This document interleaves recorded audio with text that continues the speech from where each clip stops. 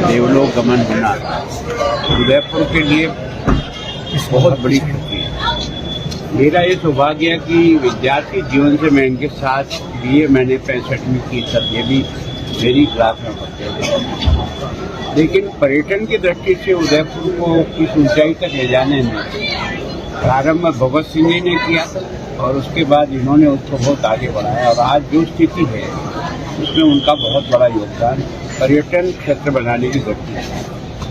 जब देवास सेकंड का काम शुरू हो गया था, वसुंधरा जी के राज में स्वीकृत हो गया, काम शुरू हो गया, टनल चल गई, लेकिन बीच में सरकार बदली और उसके बाद जो है ठेकेदार को पैसा मिलना बंद हो गया। तो ठेकेदार पर बहुत अधिक कर्जा हो गया। उसने जाके कहा कि अब दादा जी मेरे को काम चलाना बहुत मुश्किल है, अगर मेरी सरकार पैसा रिलीज नहीं करेगी तो मैं अपना सामान उठा के जाना ही पड़ेगा, मुझे और कोई नहीं। तो मैंने श्री जी से लेकर के उदयपुर के जितने भी इंटरव्यूज और बड़े लोग थे समाज के, उन सबको जयपुर बुलाया, गहलोत साहब से समय लिया, समय लेकर के इनके साथ हम सब लोग, मैं वहाँ से मिले था ही यहाँ से, और इन सब लोगों की उपस्थिति के कारण से गहलोत साहब को लगा कि सारा उदयपुर यहाँ आज इस काम के लिए आया है और काम रुक रहा है, ठेकेदार चला जाएगा, पता नहीं कितना समय लगेगा। तो उन्होंने दूसरे दिन 50 करोड़ रुपया सैंक्शन कर दिया, जिससे वो टनल का काम रुका नहीं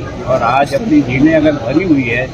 तो ये जो उनका योगदान उस समय था, क्योंकि वो आखिर उदयपुर के एनएस के परिवार से थे, उनकी अपनी एक प्रतिष्ठा थी, वो स्वयं उस प्रतिनिधि मंडल में हमारे साथ थे, तो उसके कारण से उदयपुर का ये जो विकास का जो दौर चला उससे चला, तो उसमें भी उनका बड़ा योगदान रहा है। और जब भी उनसे मिलता था तो उनकी राय के अनुसार मैंने कुछ काम करने का प्रयास किया, उसके कारण से उदयपुर का विकास। सर, विद्यार्थी जीवन की वैसा कोई ऐसी याद हो? क्या है कि वो तो बहुत ही बड़े आदमी थे, हमको बहुत सामान्य परिवार के, हमको तो उनके सामने नमस्ते करना और वो नमस्ते का जवाब दे देते, वो भी हम अपने आप को बड़ा समझते थे।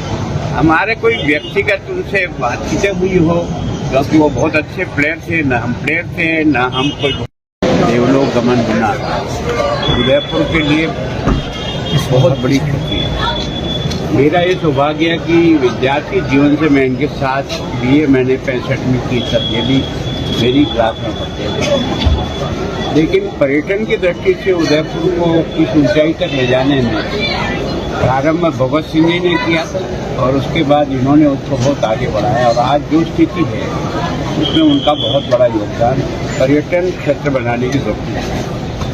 जब देवास सेकंड का काम शुरू हो गया था, वसुंधरा जी के राज में स्वीकृत हो गया, काम शुरू हो गया, टनल चल गई, लेकिन बीच में सरकार बदली और उसके बाद जो है ठेकेदार को पैसा मिलना बंद हो गया। तो ठेकेदार पर बहुत अधिक कर्जा हो गया। उसने जाके कहा कि अब दादा जी मेरे को काम चलाना बहुत मुश्किल है, अगर मेरी सरकार पैसा रिलीज नहीं करेगी तो मैं अपना सामान उठा के जाना ही पड़ेगा, मुझे और कोई नहीं। तो मैंने श्री जी से लेकर के उदयपुर के जितने भी इंटरव्यूज और बड़े लोग थे समाज के, उन सबको जयपुर बुलाया, गहलोत साहब से समय लिया, समय लेकर के इनके साथ हम सब लोग, मैं वहाँ से मिले था ही यहाँ से, और इन सब लोगों की उपस्थिति के कारण से गहलोत साहब को लगा कि सारा उदयपुर यहाँ आज इस काम के लिए आया है और काम रुक रहा है, ठेकेदार चला जाएगा, पता नहीं कितना समय लगेगा। तो उन्होंने दूसरे दिन 50 करोड़ रुपया सैंक्शन कर दिया, जिससे वो टनल का काम रुका नहीं और आज अपनी झीलें अगर भरी हुई है।